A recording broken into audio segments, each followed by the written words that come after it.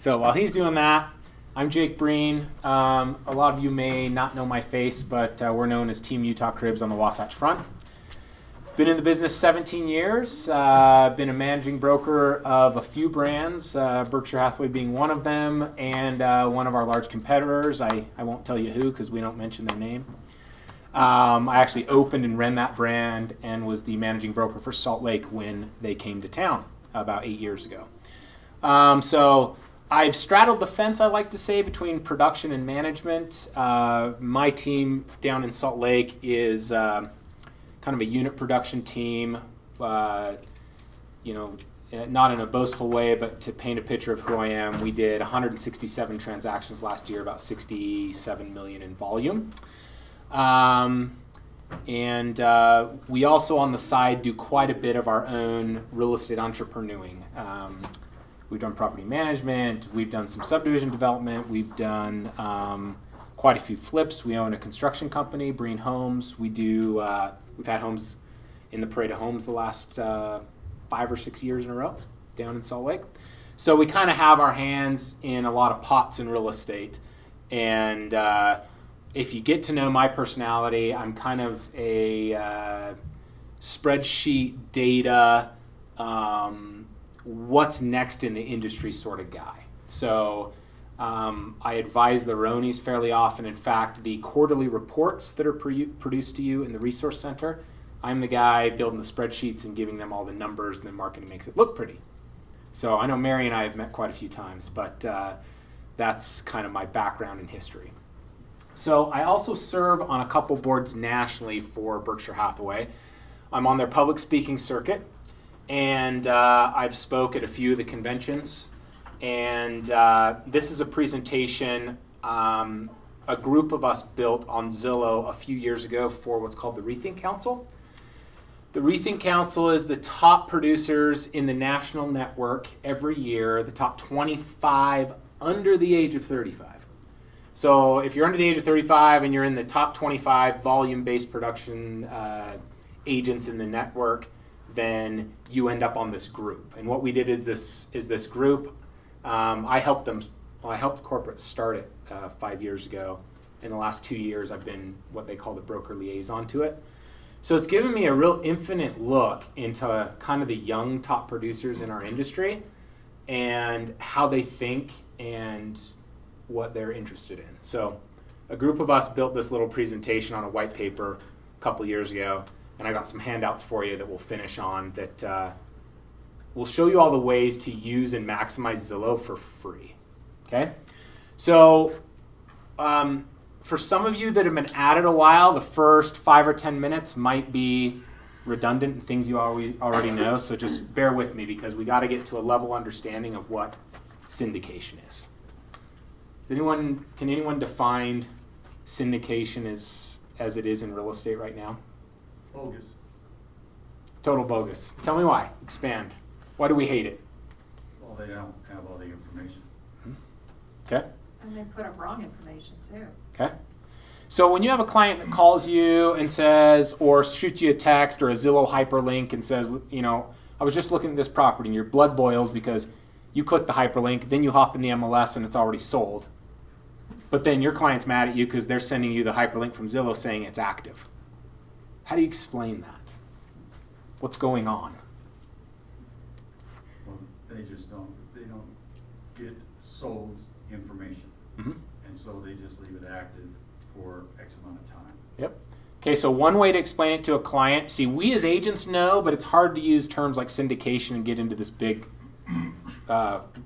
weed's nest to explain it to them. So we say things like, customers' eyes gloss over a little, like if you've done it in person, they're like, I trust you as my agent, but I don't really understand what you just said, right? So let me give you, and this isn't phenomenal, and it's not, this hasn't been through the ringer of standing the test of time, but here's how I explain syndication to consumers. Obviously, I'm simplifying it, but I tell them, here's the Earth, and here is a big spaceship above Earth, and there's a bunch of tentacles hanging down. And this spaceship is the source code. In other words, We're kind of like talking the matrix here. In other words, in real estate, what is the source? The source of the data is your brokerage. By nature of signing a listing agreement, when a listing agreement is signed, the fine print says the seller is giving the brokerage the right to use the housing information as data and marketing to sell the property. So who owns the photos? Brokerage, right? Not the seller, not us as the agents, but the brokerage. So for decades in real estate, with that kind of being the basis of how it worked, brokerages were the source and consumers had to come to the brokerage to get the information. Fast forward to the internet, all that gets disrupted, and before we jump back to that analogy, we had two computer companies that really took off in the late 90s. You had Apple, and then we can say Microsoft, or I'm going to talk hardware, so we had Dell. Michael's idea with Dell was, I'm going to prostitute the computer. The more shops I can have computers in, the more Dells that exist in all these discount stores, the more we can display it online, the more computers I'll sell. It worked for at least a good decade, and he made billions off it. But what stood the test of time, at least to this point, was Apple. What was the difference between the two marketing strategies? Dell prostituted, put it everywhere. Apple said, hold on. I'm not so sure we want to be the low-cost leader and just throw our product everywhere it can be displayed. I think we want to hold on to our product. And if you want an Apple, you have to come to us. You go to our website or you go to our retail store. And other than that, you can't get it. We don't discount, but we're the coolest kid in town.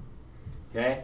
Hold this in the back of your mind as we walk a consumer through what syndication is. So if the source is the brokerage,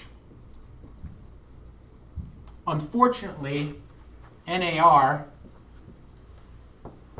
cut off our hand that feeds us, and they took the Dell Computers approach about 18 years ago.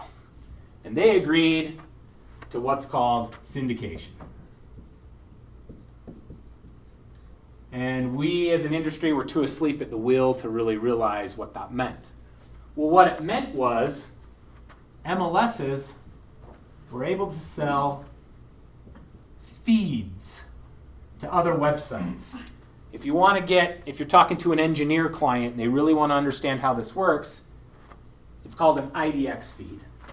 So, when in the 70s, the brokerage way of having the source was a printed book of housing data that displayed all active listings, and then it got digitized, by nature of digitizing the source information, we were able to sell feeds from MLS systems, which are the spaceship hovering above, they are the source, from MLS systems into whoever wanted to plug in to the source to buy a feed. And over the last decade, as Google taught us that the sale of information can be very profitable, multiple different kinds of IDX feeds are sold. So if you've ever heard of terms like RETS, MPX, IDX, they are all just the type of feed that the source is selling. So let's talk about our local MLS, UtahRealEstate.com. UtahRealEstate.com now in 2019 sells seven different feeds.